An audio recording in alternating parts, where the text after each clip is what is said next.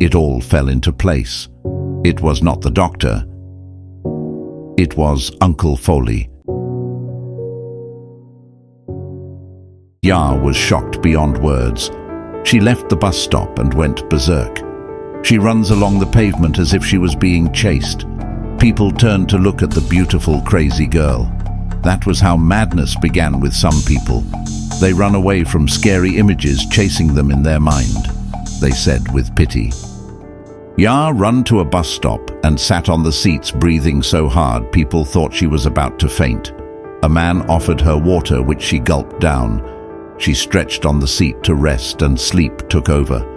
She woke up to someone tapping her on the shoulder. It was a fruit seller near the bus stop who had witnessed her frazzled appearance at the bus stop and was afraid she had fallen unconscious. Ya got up and joined a trotro just to get out of there. For the next couple of weeks, Ya observed the scene unfold every Thursday at the Twilight Hotel. Determined to catch her uncle and mother in the act, she decided to take matters into her own hands.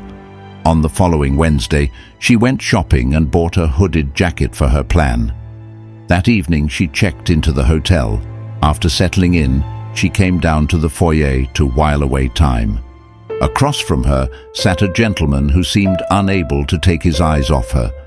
Moments later, he got up and approached her. "Do you mind if I sit by you?" he asked.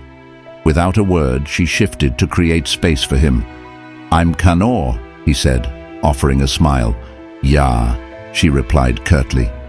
Canor fidgeted beside her, clearly trying to find his footing. "We'd make a good pair," he ventured. Ya shot him a sideways glance. "For what? A doubles tennis match?" "Oh my word," he muttered, taken aback. She raised an eyebrow. Why do men always conjure grand images of what could be the moment they open their mouths to talk to a girl? "Gracious," he whispered under his breath. Canor was attending a conference at the hotel and had mistaken her for one of the participants he could get acquainted with before the next day.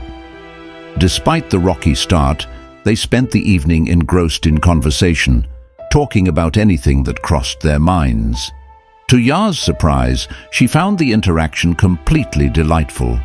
Canor also found her witty and insightful, and he enjoyed the mental sparring. Before parting, he handed her a business card. "What's this for?"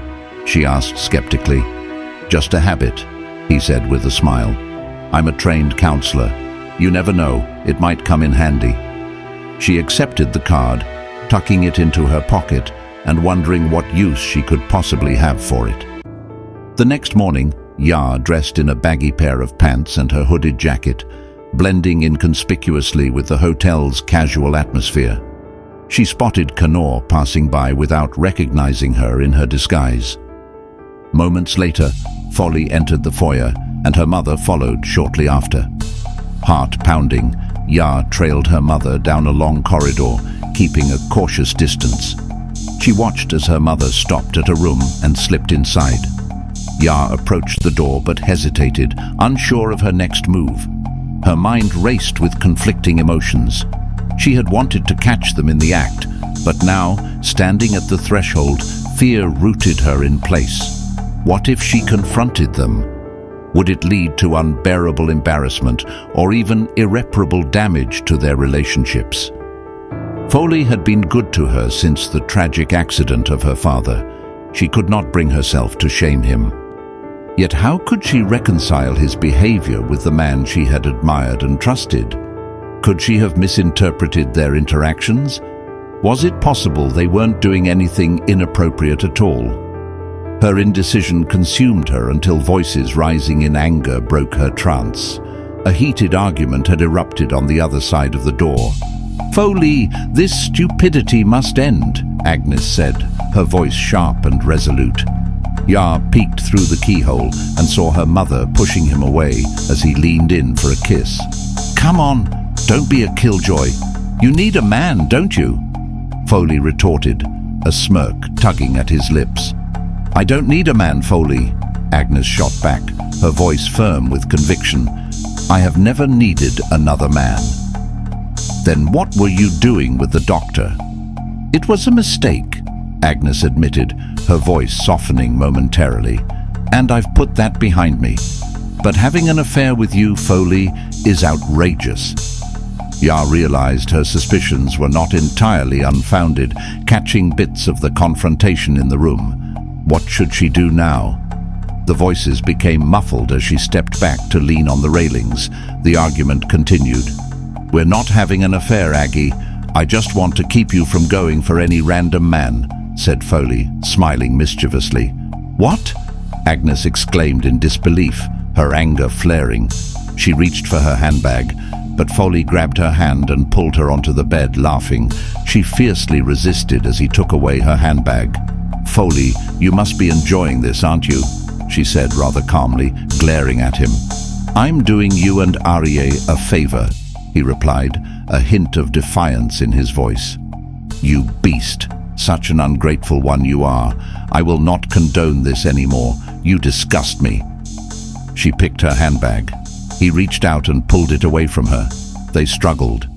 He pushed her towards the bed, but she held her ground. Agnes bemoaned her dilemma, fearing that one day they might be caught, just as her daughter had with the doctor. There and then, she firmly resolved to remain with Arie, if that was her fate. Determined to avoid scandal, she vowed never to be alone with Foley again. As she wrestled with him to retrieve her handbag, she gave him a powerful shove in her desperation to get away.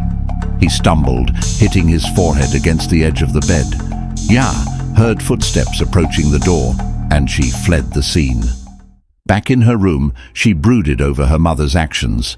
How could she even entertain the thought of being with other men while her husband lay ill? Ya felt betrayed, her trust in her mother shattered.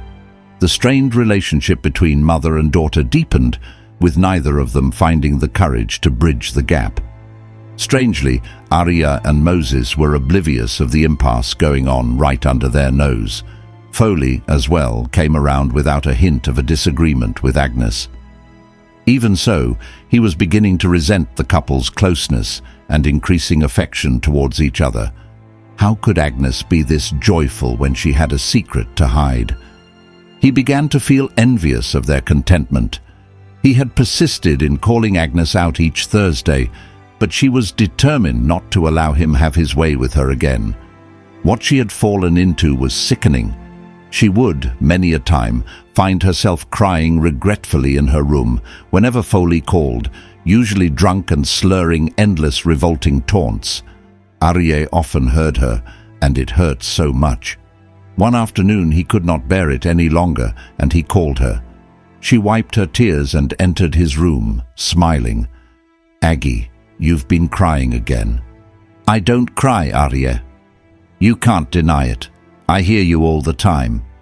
"I'm just coming down with a cold," she lied. "Now be honest with me. Do you want a divorce?" Arie's question cut through the air, and a sharp cry of shock escaped her lips. He quickly hushed her, his expression serious. "Aggie, I have given this some thought. If you feel imprisoned, I won't keep you here." The weight of his words crashed down on her, and she folded onto the floor in anguish. How could Arie propose a divorce?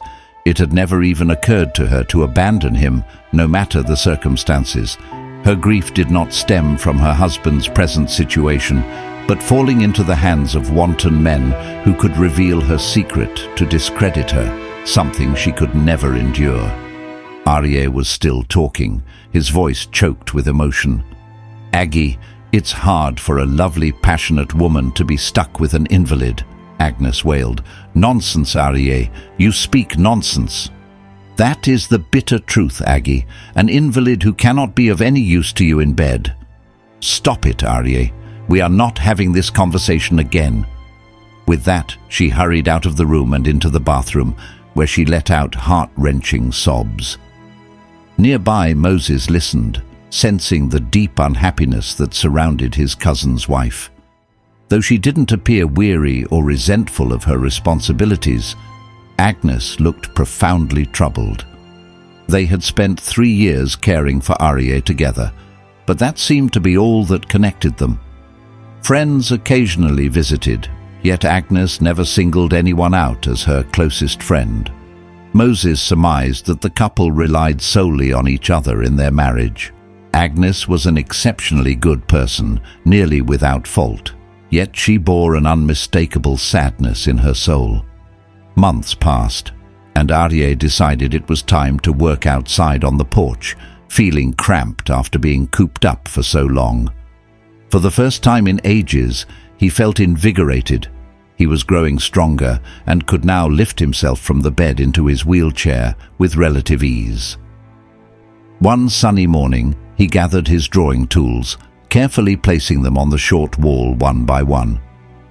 As he turned to move back to the table, he noticed the edge of a piece of paper nestled among the petals of a flower.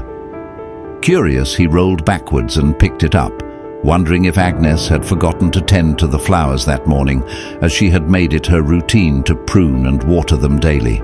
Unfolding the note, he read, "Meet me at the hotel as usual. I'll be waiting." His heart skipped a beat,